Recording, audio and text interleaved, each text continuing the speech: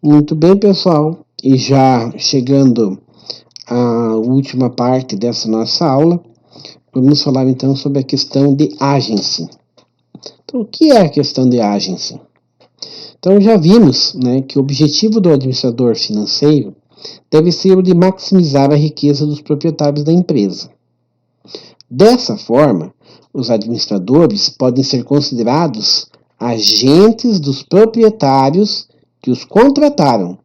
Eles conferiram autoridade para tomar decisões e administrar os negócios. Então, tecnicamente falando nesse caso, qualquer administrador que tenha menos de 100% da empresa, ou seja, não é dono absoluto sozinho do negócio, é, em certo grau, um agente dos demais proprietários. Então, a questão de agency, aqui está falando sobre grande empresa, e eu quero abrir um parênteses para vocês. Muitas vezes, dentro da administração financeira, é falado sobre grande empresa, e os autores de administração financeira falam de grandes negócios. Eu vou trabalhar, sim, fazendo essa análise voltado para o grande negócio. Porém, nós temos que estar refletindo sobre o pequeno e o médio negócio, até não, porque não o micronegócio. O que acontece? O que muda nas empresas, dentro das questões administrativas internas do negócio, é o tamanho. Então, se você vai administrar uma micro pequena, uma média empresa, uma grande empresa, uma gigantesca empresa, o que muda são os volumes, o que muda são os números, as quantidades, as proporções. A arte ou a ciência da administração financeira, a arte ou a ciência da administração como um todo é a mesma. Só muda o dimensionamento da coisa. Então, nós podemos e devemos, sim, pensar no nosso micro e pequeno negócio, devemos, sim, pensar na empresa que nós vivemos, atuamos, trabalhamos, somos funcionários ou somos proprietários, vivemos ou temos relacionamento de alguma forma, que sim, todas as questões da administração financeira, obviamente, que envolvem ela, assim como todas as demais questões da administração em todos os seus aspectos, como eu dizia agora há pouco. É isso que eu comentei com vocês quando a gente trabalhou lá em administração do micro e pequeno negócio, da pequena empresa. E é isso que eu vou trabalhar sempre e é isso que eu defendo, porque eu vejo que realmente é assim. Agora, o que acontece é que muitas vezes, quando a coisa começa a crescer, as pessoas se perdem nos números e se perdem na ética. E a administração financeira, ela é um calcanhar de Aquiles para a administração como um todo, ela é um ponto nevrálgico, porque todas as áreas de administração, quando você falha, você tem prejuízo. Uma das coisas que a gente começa dizendo já na disciplina de pequeno negócio, pequena empresa que a gente já trabalhou com vocês, é dizendo que no Brasil a corrupção, como a gente estava falando em um momento anterior dessa mesma aula, é um gasto, é um custo muito grande para o país, talvez maior do que todos os outros. E que nós temos que ser coerentes com relação a isso. Então, quando nós vemos essa questão de agency, eu, enquanto administrador financeiro, eu, enquanto administrador de um negócio, de uma empresa, não importa o tamanho que ela seja, se eu não tiver 100% dela, eu estou trabalhando para alguém mais. E aí, eu tenho que ser responsável e tomar as decisões corretas, tecnicamente falando, para o bem do negócio. Não só porque não é todo meu, mas justamente porque é uma das características da administração.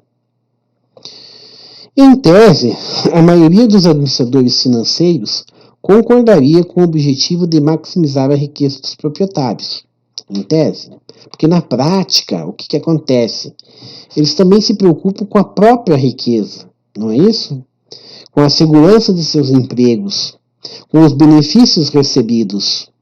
Então essas preocupações podem fazer com que evitem um risco além do moderado, e se acreditarem, né, que um excesso de risco pode ameaçar seus empregos ou reduzir sua riqueza pessoal, não tomarem a melhor decisão para o negócio. Ou seja, o resultado é um retorno inferior ao máximo possível e uma perda em potencial de riqueza dos acionistas. Aí que entra essa questão de agency. Então, qual é o problema desse conflito de interesses dos proprietários e dos administradores? Quando o administrador não é dono de 100% do negócio, surge aquilo que se chama de problema de agency, ou seja, a possibilidade de que os administradores coloquem seus objetivos pessoais à frente dos corporativos. Os problemas de agency podem ser evitados ou atenuados por meio de dois fatores: forças de mercado e custos de agency. As forças do mercado. Uma força de mercado encontra-se nos grandes acionistas, sobretudo investidores institucionais como seguradoras, fundos de investimento, fundos de pensão. São os mega acionistas. Esses detentores de grandes blocos do capital de uma empresa exercem pressão sobre a administração para que esta apresente um desempenho adequado, comunicando suas preocupações ao conselho de administração, como nós vimos antes lá na aula anterior. Muitas vezes ameaçam exercer seus direitos de voto ou liquidar sua participação, sair fora do negócio, se o conselho não reagir positivamente às suas preocupações. Outra força de mercado é a ameaça de tomada de controle da empresa, da organização, por outra empresa, que acredite poder aumentar o valor do negócio por meio da reestruturação de sua administração, de outras operações e de sua estrutura de capital. Que a gente vai falar adiante também sobre estrutura de capital. A ameaça constante de tomada de controle tende a motivar os administradores para que ajam segundo os interesses dos proprietários da empresa. Então, são as forças do mercado. E os custos de agency. Então, para atenuar os problemas de agency e contribuir para a maximização da riqueza dos proprietários, os acionistas incorrem custos de agency, que são os de manter uma estrutura de governança corporativa capaz de monitorar o comportamento dos administradores. Tá? Eu tinha aqui o tópico de governança corporativa, não quis falar dela nesse momento, mas quem quiser dar uma pesquisadinha, joga no Google lá para a gente discutir adiante, governança corporativa. E aí, evitar práticas administrativas desonestas e oferecer-lhes incentivos financeiros para maximizar o preço da ação. Então, a abordagem mais popular aqui, mais potente e dispendiosa, é a de reestruturar a remuneração dos administradores, de maneira que corresponda à maximização do preço da ação. Quanto maior for o aumento do preço da ação, maiores vão ser os ganhos, a remuneração do administrador financeiro, ou administradores em geral. O objetivo é proporcionar-lhes incentivos para que hajam segundo os interesses dos proprietários. Além disso, os pacotes de remuneração resultantes permitem que as empresas concorram pelos melhores administradores que há e os retenham. Os dois principais tipos de plano de remuneração são os de incentivo e os de desempenho.